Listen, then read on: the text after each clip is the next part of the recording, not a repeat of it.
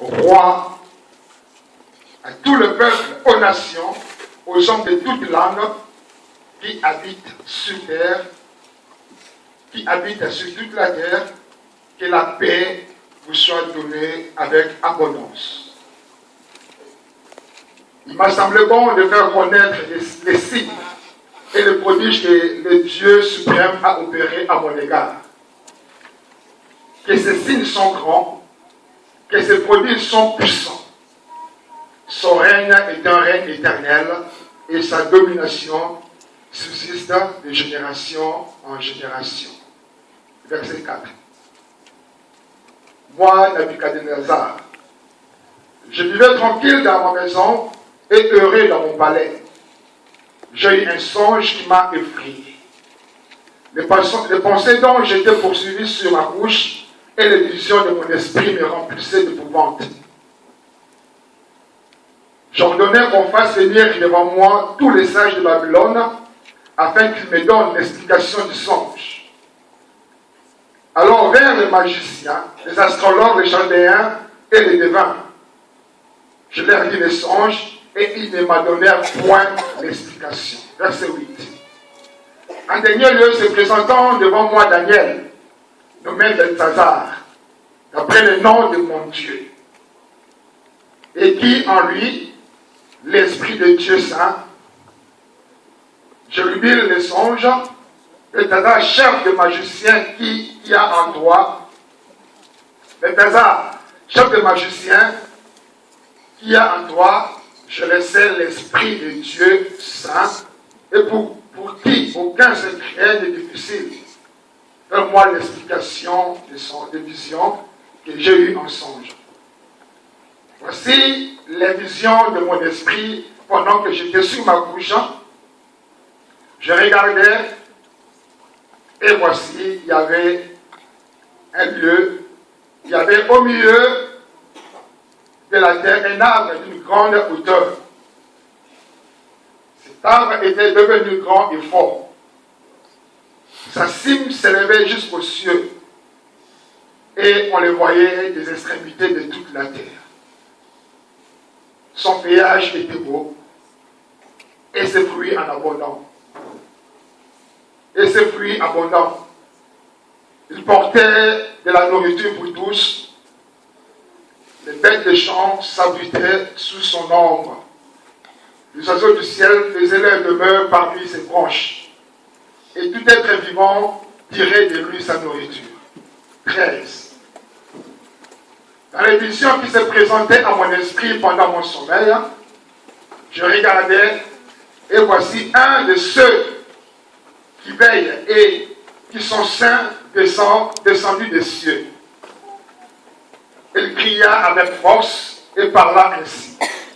Abattez l'arbre et coupez ses branches.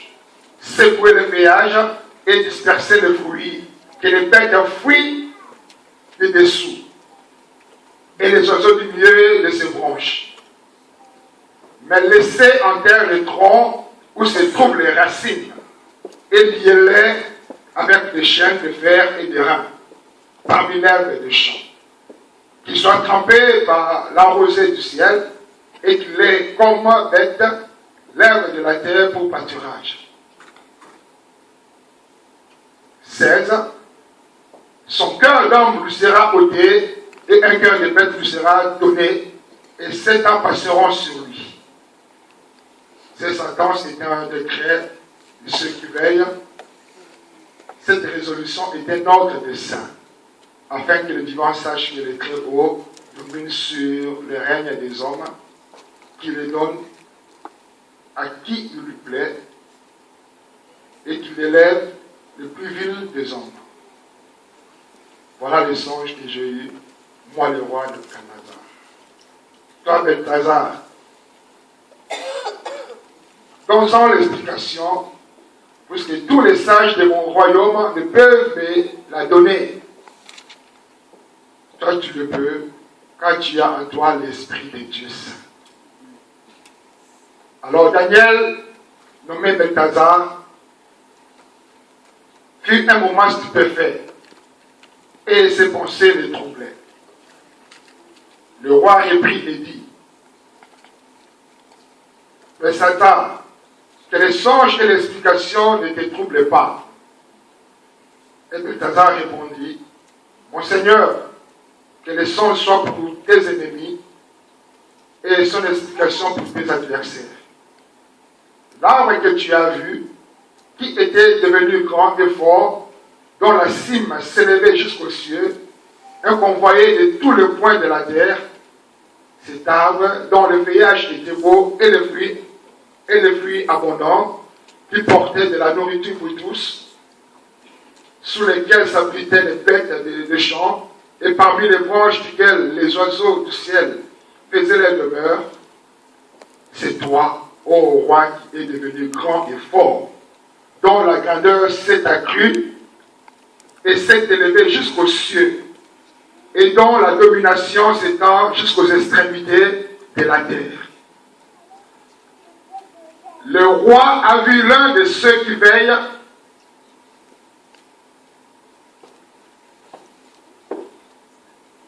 et qui sont saints descendre des cieux et dire, abattez l'arbre et détruisez-le.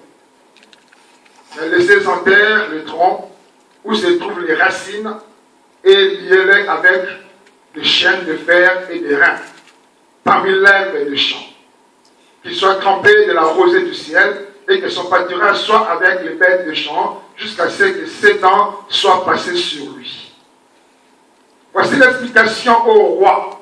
Voici le décret du Très-Haut qui s'accomplira sur mon Seigneur le roi. Verset 25. On te chassera du milieu des hommes. Tu auras ta demeure avec les bêtes des champs. Et l'on te donnera comme au bœuf de l'herbe à manger. Tu seras trempé de la rosée du ciel. Et 7 ans passeront sur toi jusqu'à ce que tu saches que le Très-Haut domine sur le règne des hommes et qu'il domine et qu'il donne à qui il lui plaît. Verset 26. L'ordre de laisser le tronc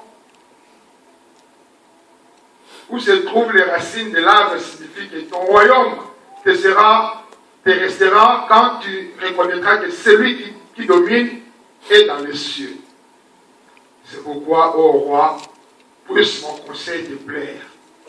Mets un terme à tes péchés en pratiquant la justice et à tes iniquités en usant la compassion envers le malheureux, et ton bonheur pourra se prolonger.